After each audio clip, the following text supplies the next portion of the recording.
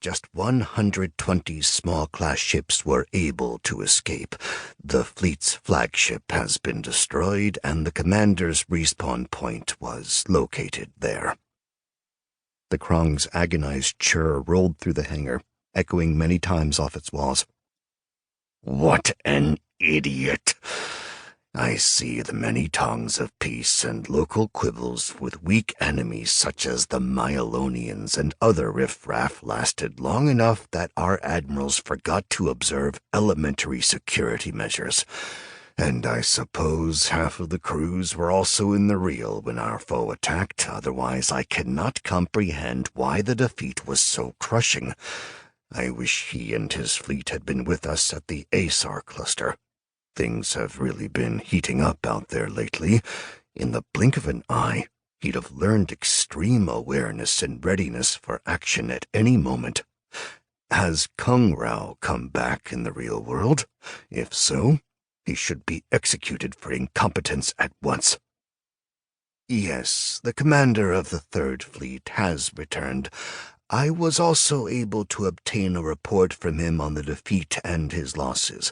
But after that, the main Throne World data centers were destroyed by our adversary, along with millions of vertpods. And since that time, there has been no word from the Karsh-O system in any reality.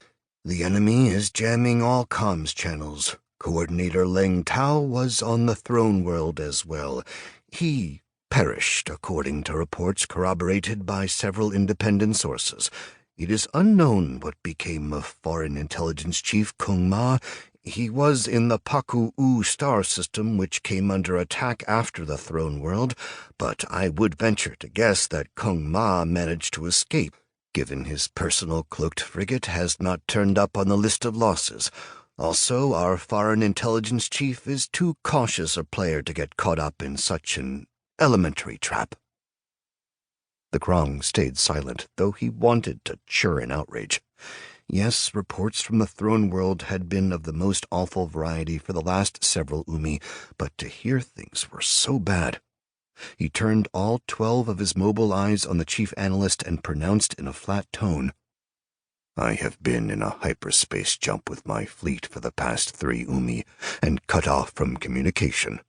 The panic-monger yellow journalists in the media keep jabbering on about tens of thousands of starships of an unknown race appearing out of nowhere, and supposedly a quarter Umi was all it took for them to wipe out all the orbital fortifications in the Karsh-O star system, which were constructed over hundreds of tongs and thought to be impenetrable.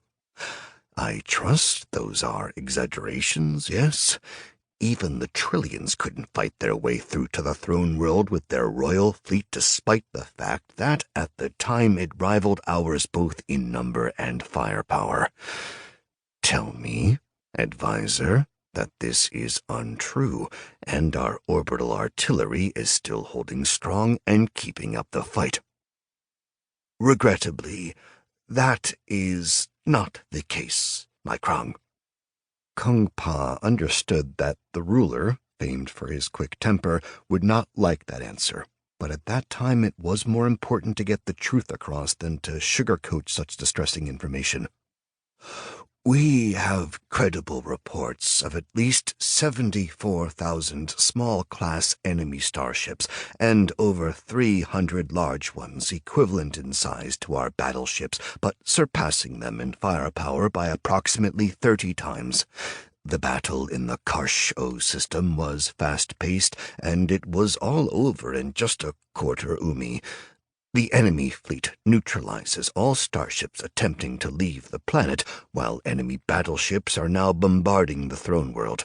At the same time, no landing ships have been spotted in the Karsh-O system, nor any of the other systems under attack.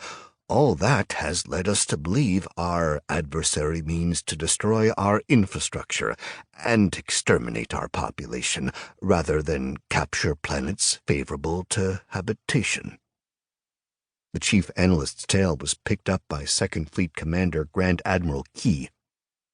"I was receiving data on the battle in Karsh-O until the enemy cut off long-distance comms. They were attacking our Third Fleet, star fortresses, and